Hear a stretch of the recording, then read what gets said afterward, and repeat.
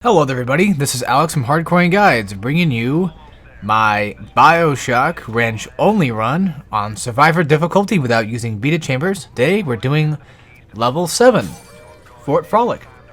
This is of course, a lot of people may or may not know this. This is actually my favorite level of the game, and as you see here, I started off just deciding to just go ahead and get a security bot just to kind of have the extra bit of cover for later. So, you know, you could break the glass, get him to show up. There's a bot shutdown station literally right in the first beginning part of this level. So, and then, yeah, I skipped all that fun stuff. Yeah, it's a fun scene with Sander. I like him a lot. It's just that it goes on for a while. So I'd rather just, you know, skip all the riff-raff type stuff and just get on with the game. And here, at this point in time, you probably should have at least close to getting done with the entire research of spider splicers, because they appear in droves, especially in this level. This is definitely the level where they really start to shine and become a more of a threat. And this is also the first level where we can finally start taking pictures of bouncer Big Daddies. So that's going to come in handy, especially when we go back to Medical Pavilion and so forth and deal with them, because like the last time we ever got to deal with a bouncer Big Daddy was, you know, of course, on Medical Pavilion. And then after Fort Frolic would be Hephaestus, which you also get to deal with bouncers. But we'll deal with that when we get to the next level. And I'm going to go ahead and just count Ryan's office as a part of Hephaestus. For anybody that's wondering, that's just going to be the same level. I'm not going to worry about that. So that just takes care of that problem. But that's later. And then for this episode, I'm also going to be including at the end of it a little sort of like montage type thing of me just kind of going through and taking out all the other Big Daddies that I did take out. I think I went back and took out 3 Big Daddies. I didn't take out every single one of them because Neptune's Bounty was having problems again. Neptune's Bounty always has problems with, like, it has some weird bug with, like, Big Daddies, like, all the time. So I just don't even bother with it. I just said, screw it, whatever. I'm just going to leave him be. I'm going to take out, like, one of them maybe and then just move on to the next. Because the one that I was able to take out already had, like, half damage because of the original time I went to Neptune's Bounty and had the rocket turret hitting him and stuff. Which is great, and another reason why I love this game for is because if you were to attack a specific, like, Big Daddy, that health would stay. And if you were to attack them and leave, that would stay. However, if you do come back, you do have to finish the fight. If you were the one that, you know, instigated the attack, as in, like, if you were the one that attacked him first, then, yeah, you would have to deal with the Big Daddy threat itself. If you were the one that did not attack him at all, then no problems, no worries. So, however, if you do try to, like, use a ally turret to kind of, like, go behind him and then shoot him or whatever, while you have, like, another splicer that's running around that the turret's trying to shoot at, he is going to take out that turret, and he's going to, you know, go for that. So that's something else to keep in mind. If you want to keep that turret for later, if you're trying to, like, set up for something, then that works.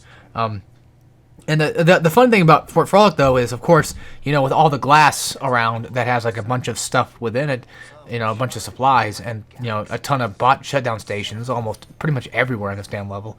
I'm also going to skip the elevator part real quick, because it just takes forever to go through.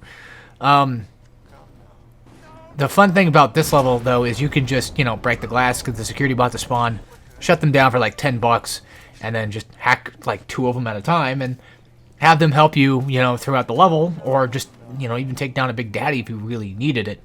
So, that's, something I either do or don't. I don't remember exactly. I'm just giving some little bit of tips and advice for Fort Frolic, because I like this level a lot. You know, I've run through it quite a lot. And I know most of everything here, so, as far as I'm aware. But yeah, right there, I missed the hack, or I just decided not to hack him. I forget what it was that I decided to do right there. But whatever the case, I got one of them hacked. You don't need to hack those 2 turrets at all, really. You don't need them. But they just do get kind of in the way. You can just pass by them, because, like, there's really not a lot in the safe. So, if you don't want anything in that safe at all, or unless you're just like me, and you just, for some reason, want to hack every safe, regardless of what's inside of it, then, you know, take out the turrets as you see fit, of course. And on both sides of this little, like, atrium, or whatever this is, this balcony area here, there's going to be medkit stations. So there's going to be medical stations on both sides So, of course, you know, do what you got to. And, of course, there's going to be a tonic, a security tonic. And off the top of my head, I'm trying to remember exactly which one it was. I think it was fewer alarms, maybe? We'll find out. Yeah, alarm expert. Okay. I just forgot the name of it. Yeah, I know, right? The BioShock know-it-all brainiac. You know, forgot a few things here and there, but that just happens. Oh, well, it's not your favorite game anymore that you forgot, you know, certain names of certain things that you barely even use. Yeah. Yeah, I know. One of these days, what I should try to do is I should try to actually go out of my comfort zone with this game and just play it in a way that's just kind of weird. Like, basically don't use any of the plasmids that I use all the time. Don't use any of the tonics I use all the time. And just try to, like, do something different. That way I can get, like, a different feel for it and make the game feel either maybe a tad bit more challenging or just weird enough to where it just seems like, you know, this is not a normal playthrough. I think that would be kind of nice to have. Just nice to see. Hopefully my computer didn't screw anything up there. I don't know. These videos are kind of weird sometimes, but I think it should be alright. Should be. Also, I don't kill Sandra Cohen in this level. Mainly because of the benefit of getting Medical Expert 3 when you come back. However, I don't remember if I actually went back to Fort Frolic to grab it. I think I missed it this time. I think I just totally just forgot because my brain just wasn't working. But I think I do kill him in his apartment. No, I might even skip that too. Because once we get to Olympus Heights and Apollo Square, I skip almost everything. I'm pretty much just done with the game after Hephaestus. I'm like, alright, fuck this, I'm done. Like, don't get me wrong, like, it's still my favorite game, and I love playing it one sitting, but this is a wrench-only run, and at that point, I'm getting nothing beneficial, really, you know. Maybe an Eve or an Adam, or maybe an Eve or a health upgrade, or whatever here and there, from like a Big Daddy, at most. But most of the things I would want, besides, of course, well, you know, Medical Expert 3 would have been nice to have, if I had done it, but you don't really need it, you know. You could run with Medical Expert 2 and just be fine. Oh, that's my stomach, if you guys didn't hear that. You should be fine without it. I mean, it's not going to kill you. As long as you basically have lifesteal, you should be fine from here on, which Fort Frolic luckily has. You have the ability to actually purchase it in the U-Invent machine, so once we get back up to Cohen's office later on, I'm going to get it. Also, I don't know if this is just a remastered thing. I have to play the original one again to find out. I don't know if this is just a remastered problem or what the fuck it is, but for some reason the plasmids can just never straight hit. Like, they just never, like, I'm shooting in the designated area that is that circle, and it's not going into that circle. It's just going completely to the right or left, and it bothers me so much. I don't know why it does that. Now, granted, like, you know, that hit, you know, like that cursor, you know, doesn't necessarily indicate that it's going to go in, like, one specific direction, because, like, it's a pretty big circle. So, you know, you could argue, like, well, it's not going to go exactly where you want it, but a lot of the time in, like, other playthroughs, it's been fine. I mean, granted, you know, I haven't played BioShock for a hot minute, so maybe it was my skill, but I feel like maybe it's possibly a remaster problem, which, as of recent, I've been actually kind of shitting on the remaster more than I used to. I remember when the remastered came out, and I was pretty excited because I was like, oh yeah, I get to play like the next gen BioShock, and at least now I actually have a working physical copy of the game that's not completely broken in half like the original one was. Because, yeah, a fun story about that.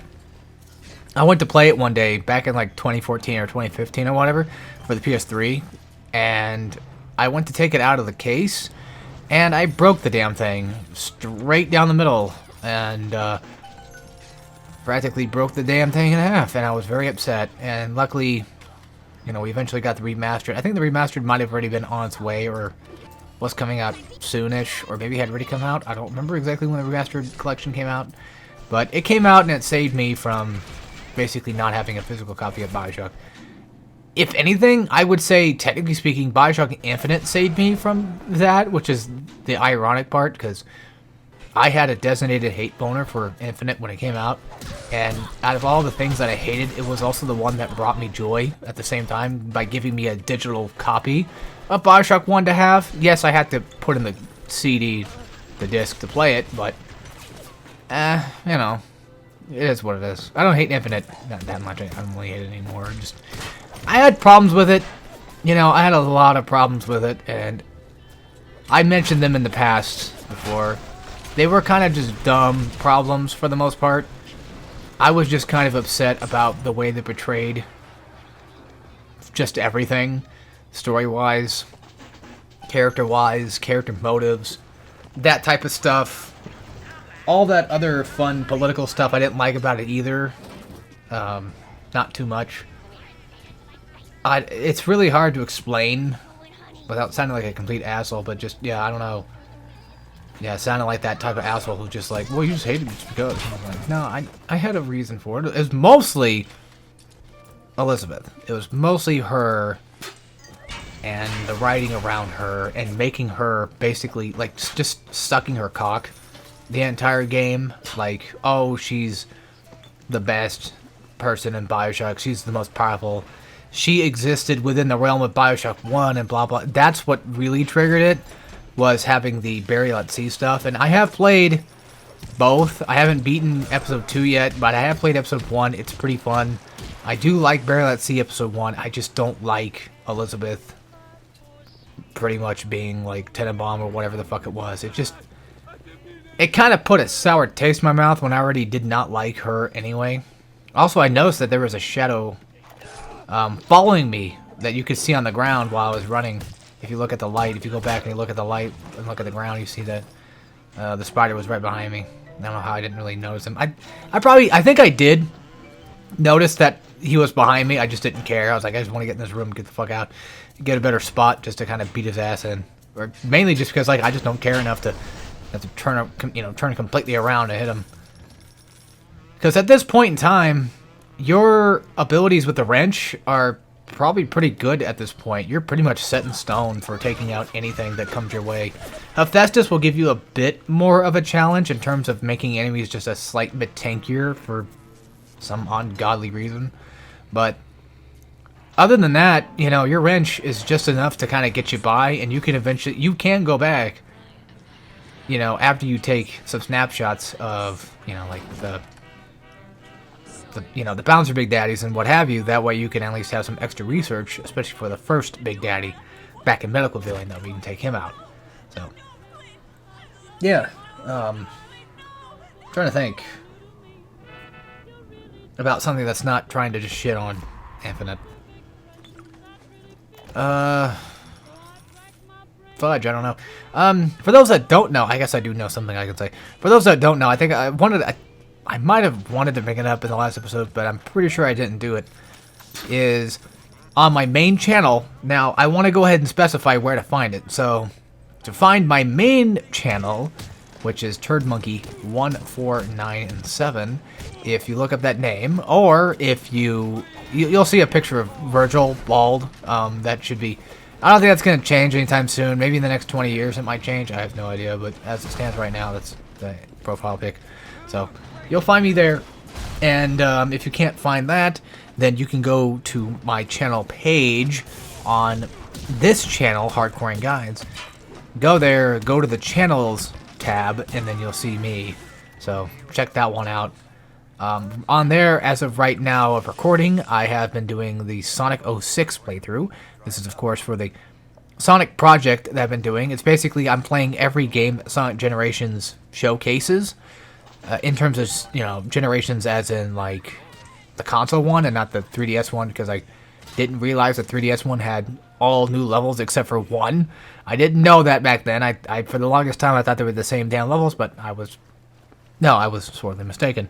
So, as of right now, I'm doing the Sonic project. I'm just now got done, like, a couple weeks ago. I think, no, it's like last week. I think I started it, and I finished Sonic's episode. I did it all in one day.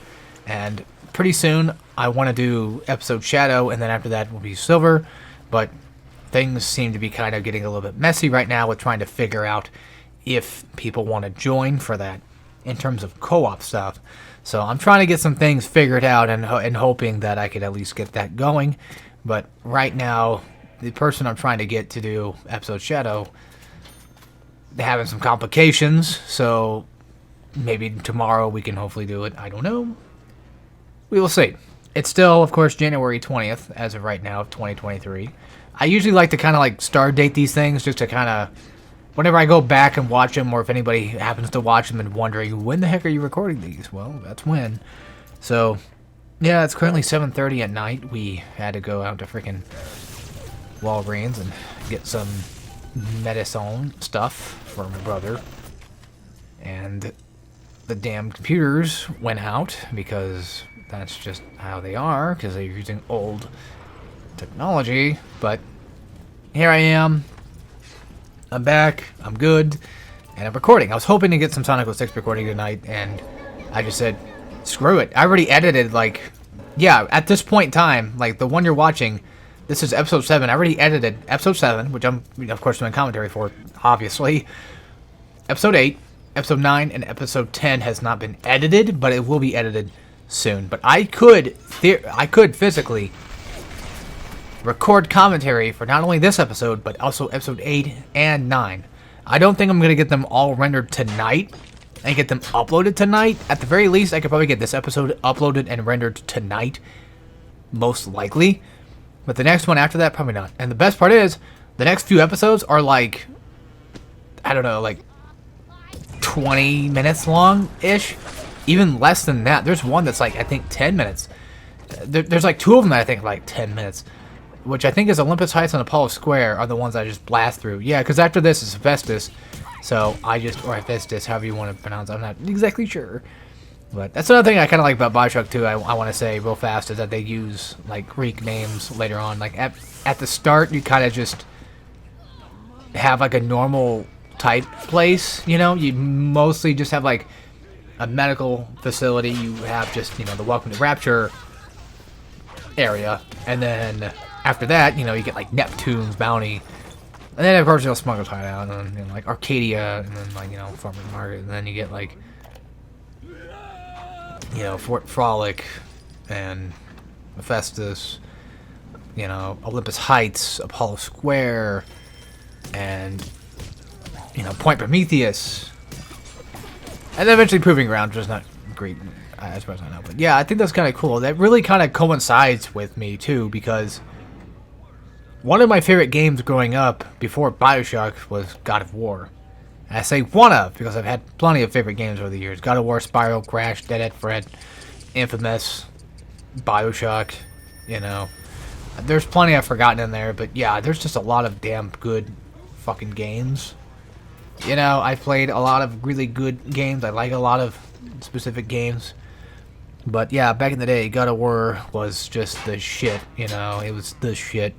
Which I guess I can probably tell a little fun story about that, I guess, maybe. At the time that it came out, I think our uncle bought us a copy. I'm not sure exactly how that worked out. But we got a copy of God of War 1, and it just was, you know, a game changer for me. It was like, oh my god, this is it. This is like the height of like the newest peak of gaming right now. I've never experienced such a thing before. And then we get to God of War 2, and that's coming out, and I come home, and I see it. You know, I see my dad playing it, and I'm thinking like, oh fuck, this I'm ready for. Because at the time, like God of War 1, like I was pretty damn into it for a good while. You know, I played it quite often. I really liked it, and then God of War 2, just coming home and seeing that, you know, my parents had God of War 2. And I was like, I gotta fucking play that at some point. Because my dad played them, but he didn't really, like, play them. He does like them. He just doesn't play video games that much anyway. But he did play them for a bit. Mostly just to kind of, like, beat it once and then call it a day. Just for the funs of it. I was the one that took on the threshold of making sure that those games were beaten and cleaned the fuck out. Those were my games to 100%. That's how I felt. Also, I just ran all the way back here. I'm not just skip all that shit. Who cares? So, yeah, you know. God of War 2 was just, that was it, man. You know, at that point, just like with God of War 1, I was just like, I don't think anything can get higher than this. I really don't think we could ever have a God of War that can ever surpass this. And then we get to the ending of the game, and I'm like, oh, fuck. Now we need a God of War 3. I need to know what happens. Years go by, you know, I get Chain of Olympus. I don't get Ghost of Sparta, but I do get Chain of Olympus for PSP, and it was awesome. I fucking loved the PSP. Loved it dear to death. My parents don't probably think that I did, but they don't realize the level of just pure joy and excitement that was just streaming through me that I couldn't even fathom to concentrate on letting out and being able to show them that I absolutely love this hunk of a, you know, of a toy. It was a fucking godsend it was. You know, I had Hellboy, Chains of Olympus, Deadhead Fred, Ratchet and Clank, Size Matters, and of course Secret Agent Clank, which at the time I didn't like. I really despised Secret Agent Clank. I thought it was shit. And for the most part, that was mostly it. I played a lot of demos here and there, but and listened to music on it. But yeah, I mostly just had those. They were pretty fun. And my cousin had Dante's Inferno, so I got to play that a little bit. That was one of the games I really wanted really bad. I also really wanted Hellboy for PS3 really bad, and then as an adult, I got it, and I don't like it, so that's cool. But yeah, after Chains, you know, we eventually got, well, eventually 2010 was coming around, and they were talking about, like, oh, you can pre-order it, and you can get, like, this cool-ass skin and everything, and I'm like, fuck, I would love to have that skin. That looks so damn cool. And then, come around the time, I didn't know this, but my parents did pre-order God of War 3. 2010 of March. March 2010. The game comes out. And I played the demo a lot. And I was so excited for it. Because my dad was the one that really liked downloading demos a lot, and I'm like, fuck it, now I'll download some demos too. And that's how I found Ninja Gaiden 2 and, you know, all the other fun stuff that I eventually got into, because demos did kind of help. My dad will probably say, like, oh, it's because of me that you got, and it's like, no, it's, yes, in a way, like, yes, you downloaded a lot of demos, but you barely even played them, so it was me that mostly played most of them. Like, I'm the one that, you know, mainly tried to NPC 3, because, you know, why would he care? It's a fighting game, right? Or, like, Mortal Kombat demo, too, you know, it's like, he barely even liked that stuff. He liked it, he just didn't, he's not a gamer, so. But, yeah, you know, you could theoretically say, like, yes, it's him, but at the same time, I think it's just more of like a passing of the torch type situation. Like, I'm the one that just carries on the burden of really understanding and really getting into these games and deciding whether or not I think they're good or not to play for myself. And, yeah, so God of War 3 demo, played it a lot. You know, 2010 comes around, we fucking get it, and it's just, it's banging at that point. I don't think I beat it in one day, of course. I think I sprawled all over the floor like a monkey, just, you know, I just loved that damn thing. It was so good. It looked so good at the time, too. And it still looks pretty damn good to this day, though, I would argue. I still think it looks pretty good for just a PS3 game in general. Like, it's definitely one of the more high quality looking games. In terms of really good looking games for PS3, I'm trying to think. Like, Uncharted was pretty good looking.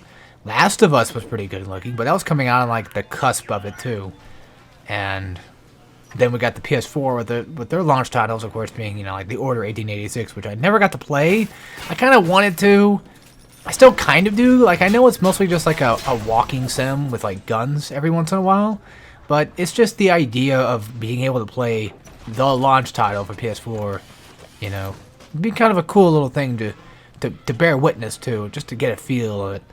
And, yeah, so, man, it's so strange seeing the PS3 jump to the PS4, you know. I wasn't an Xbox guy, so I don't know about that stuff, but I assume maybe it's probably about the same, where, like, you see Xbox 360 jump to Xbox One, you probably think, like, God damn, that really was a leap.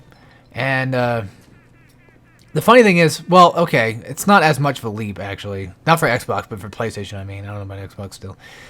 It's not a giant leap. Not like it is with PS4 and 5. I feel like with PS4 and 5, like, it's a noticeable leap. But with PS4 and 3, I feel like there's still, like, a hint of, like, that it just feels like a bigger PS3. You know, which, yeah, I guess a PS5 does the same thing, too. But I don't know, like, with the system itself, like, those load times, you know, those things are a game changer, pretty much. That ability to just to process, you know, so much shit is just insane, and it's just crazy that we're finally in, you know, a better console generation, practically. So right there, you know, as you saw, I equipped Wrench Jockey 2 and replaced, of course, Wrench Jockey 1. I don't have enough slots for this, and that's why we are going to tackle the first Big Daddy so I can get some god dang Adam. So I started over there. I had a bunch of plans set up for this. I had, like, Enrage was going to be one of them. I was going to use the Enrage Plasmid to trick some, like a Nitro to come down here and blow him up. And I was going to do all this, that, and the other. That's why he's near Eternal Flame. Yeah, I left the Nitro there on purpose. That's why he's there. So I had a security bot with me. I think this was one that was from the my original visit, or either that or I found one. Whatever the case was, I got me a nice little security bot. As you can see, I'm trying to kind of like shock him at the same time as trying to lead him away from the security bot. So that's the idea. I also have, of course, you know, Bloodlust on, which allows you to get not only Eve, but health. Or not only health, but Eve, I should say that, actually. You do get Eve, and you get just enough for just one shock. If you miss, melee. And then just keep doing that back and forth. If you need that much Eve, yeah, right there, I got real close to just whipping out the gun on accident. I was trying to go back to this wrench. But that was a foolhardy mistake there. But yeah, as you can see, I'm trying to like shock and then melee at the same time to stop him from destroying my turrets. That's kind of the idea. Because as long as those turrets stay up, they're gonna be enough to do damage, and they're gonna be just enough of a distraction to kind of keep him away. I think I also seem to have static discharge. I guess not, but I don't. Okay, I thought I had static discharge on, but I didn't. But yeah, I came back here. This was my last attempt. I was so worried that he was gonna kill me, but luckily I got away with him just kind of swinging at pretty much nothing, getting stuck on stuff, because that's what BioShock is pretty much just good for. Is you just get stuck on shit all the time. That's just how these games work. Which is funny because there's an Ammo Bandito store to the right. You know, with that area right over here, with that area with the water, to the right there. There's, you know, a store in there. There's a circus of values in there, and I tried luring him originally into the water to shock him that way, but that just didn't work out very well.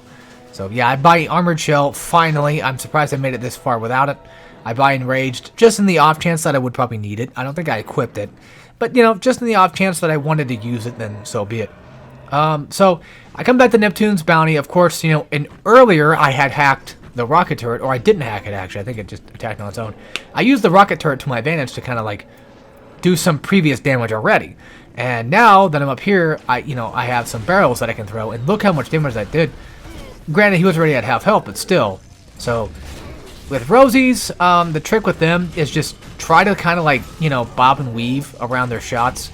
Stay behind cover if you have to. If they throw out a mine, go for the grab. Don't worry about, you know, electroshock or anything like that. Just go for telekinesis. Go for that proximity mine. Send it right back and just, you know, wipe them out. That way you get the extra damage, and it's just, it's a nice bit of damage, so you kind of need it. But yeah, from here on, I'm pretty much just going to showcase getting the Big Daddies, and if I happen to do any research along the way, if I feel like including it or not, then I will. But for the most part, I'm pretty sure you guys can kind of figure out what you want to do. This is just my own Big Daddy roundup. Now, do keep in mind, I didn't get every single Big Daddy. I missed a good portion of them, especially at endgame. I missed quite a bit of them, so I didn't really bother. Yeah, I took off Wrench Lurker, I think. I believe so. No, I guess I didn't. I thought I equipped Armored Shell by now. I guess I didn't do it. Whatever. But anyway, you know, I get me a nice little bit of a health and Eve upgrade. Or at the very least a health upgrade, just in case. I need that extra bit of health or that tankiness. And then, you know, extra Plasmid slot. Could never go wrong with it. And Machine Buster is a pretty dang good tonic. But if you have the Atom to split for it, then yeah, go right ahead. I'm surprised I didn't equip Armored Shell. I'm surprised. Huh. Maybe I do later. But anyway, yeah, that other one right there, that Nitro, was mainly just for research thing. I just showed off that I just did research. That way people just don't think like I all of a sudden gained the ability of having extra damage on a random enemy. But yeah, that Rosie right there, I couldn't take him out. I gave up. So that's why that one wasn't finished. But I used the research to my, my best chance I could. So here, of course, we're back in Arcadia, and I'm just going to go ahead and set up. This was my original plan anyway, was to kind of just set up, propane. Luckily for me, he came into the very room that I would like him to come into. I much prefer the Big Daddies to be in this room because it just makes things a little bit more easier. When they're inside like tighter areas that have less places for them to run around in, it makes things much easier to like kind of control the fight just a bit.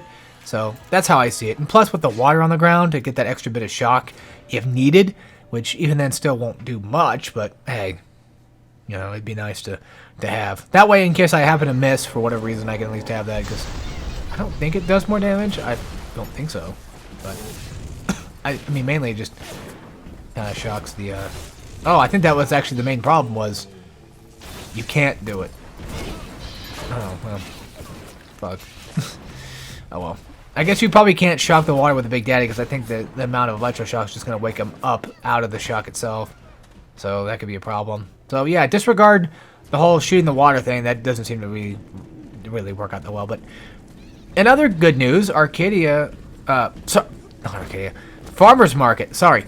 Farmer's Market only has like one Big Daddy. So just get propane and just throw it at him. You know, get explosives, throw it at him. Just set them all up and just throw all of them at him because you could use every single one in the entire level and just beat one down in like one shot probably if you really wanted to. So save those for later. Of course, you know, if you had the rocket turret still available, you could always use that to advantage, but I think mine was gone. But a combat tonic, of course. Now we're back in Arcadia. I'll make my way. I put on an armored shell, which I finally can do, and I think I put on Wrench Jockey Plus, basically. Now I have Wrench Jockey 3. Not really, but, you know, I have 2 Wrench Jockeys on, so they kind of stack up, and that's pretty much all I did. I couldn't fight that specific Arcadia one, so, yeah. Now I'm just going to go ahead and take out this one in this room. I think this is a relatively long-ish fight, judging by how long the length of the video is. I could just stop commentary now, because there's really no point in, like, continuing on commentary about Big Daddy fights, but no, I think, you know what, there is one, because we're going to go back to Fort Frolic later, and we're going to have a specific way of taking down the Big Daddy, so maybe I could probably throw in some audio there and what have you, but as of right now, you know, the Big Daddy thing is just going to be how it always is. Sorry, I'm looking at things. I might as well. I mean, we're like, you know, we're pretty much just standing here, just kind of just waiting for the fight to pretty much end, because that's the thing with, you know, with Big Daddies in this one is that they're really tanky-ish.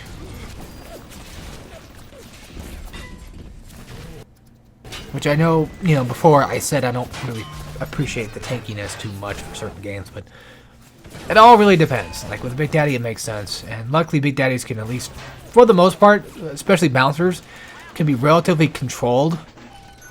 But yeah, you know, Rosies are a little bit harder to kind of make your bitch in a way.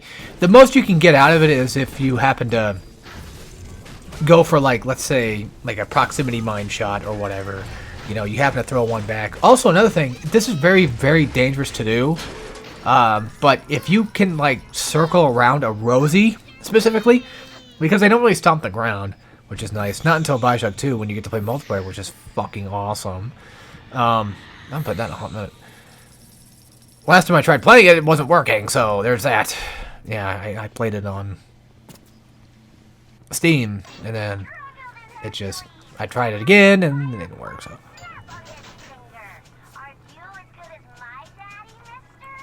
What do I equip? Expert 2? Medical Expert 2? Okay. Yeah, I usually go for health upgrades. I usually don't go for Eve upgrades, just because, like, I already have blood loss, so it just kind of saves the trouble of having to, you know, get Eve back and what have you. What was I saying? Something about Big Daddy. Oh, yeah. If you circle around a Rosie, you know, you literally ring around the Rosie, which I'm starting to question my life in BioShock now at this point. I'm starting to question my knowledge of this game. But if you happen to circle around them, then the most they can do is like an up-close melee hit, which they'll basically just shove you away, which is pretty damn dangerous because they can just shoot you immediately right after and do quite a bit of damage. But with Armored Shell on, you see how much damage they do. Not much, but even then still, 4 hits out of that sumbitch, you're pretty much toast. And they're also just a little bit more tankier than like bouncers. At least they feel like they're more tankier. But other than that, yeah, running around them in a circle isn't like my most preferred choice. It's not my #1 choice to do against them, but if it does happen to work, absolutely go for it, because a lot of the time they'll fall for it and just, you know, take the hit. So there is that, of course. All right, let's see. What do I equip next? Probably Medical Expert again. All right. Technically, like, Wrench Jockey probably would have been the better choice, but hey, who am I to judge what I did before, right? Yeah, you can see I'm playing on PS4. I was going to play on PC, but I don't want to record the OBS. I was having issues with OBS at the time. Or maybe not, I don't remember. It's been a while. So, here's my first bouncer fight, and I kind of start having an idea in my head. I'm like, what if I just lead him to the stage? See if I can go behind, like, the doorway to kind of, like, you know... I keep saying like. What if I go behind the doorway to lead the Big Daddy into a situation where I just bottleneck it? But that doesn't seem to work. Luckily for me, I found this little fun trick where, by the way, he can chase you behind that door. But he can also chase you behind here, too. You gotta be very careful. So, there's this little stage where, you know, a bunch of, you know, pretty women get up on stage and I don't know what they do. They do some weird, funny dances, I guess. But anyway, you stand up here and you just find a spot where the Big Daddy can't get you at and just keep shocking and then smacking him. And I already gave you, like, examples of me doing it, as you saw earlier. Also, did I see a shotgun pop up? Oh, fuck, I better not have. That would actually ruin the whole run if I accidentally shot with a gun. That would just defeat the purpose of the whole run. I'm gonna go back and check. That's very worrisome. If so, disregard it and pretend like it never happened. Other than that, if you stand up on the stage, you can clean them out pretty well. And then to me, there's like very few spots in Fort Frolic that I could have found that gave me the ability to kind of just mess with them, unlike that, you know, the stripper pole area. So Eve's Garden is where you pretty much kind of want to lead them to. I don't remember if I actually fight another Big Daddy in this level and kill him. I'm not, off the top of my head, I don't remember. So we'll see. But I do go to, you know, Cohen's office, and I get, for some reason, I equip, you know, my electric defense. I don't know. Electric Flesh, sorry. I was trying to remember the name. I don't know why I equipped Electric Flesh. There's no fucking point. Photographer's Eye was working pretty okay enough anyway. So, yeah, I'm just going to fast forward all this stuff, but if you stand in, like, in the very middle of it, he can't reach you. Like, there's certain parts of the stage where, like, the Big Daddy will be able to charge and then go up on stage and hit you. But a lot of the time, if you find that specific corner, like this one right here, then this not in a corner, but if you find, like, the front of the stage, or, like, a specific part of the stage, whether it be a corner or whatever, then if he can't go up there, then you're good. I think, like, the very far left and right is where he can climb up at, so watch out for those. But other than that, yeah, I think that's fine. Also, I just realized Smuggler's Hideout was like 3 minutes long. Shit. I recorded 3 minutes. That's crazy. You know, actually, one of my favorite videos to do are actually usually the ones that are either A, like super entertaining to watch, or B, really small.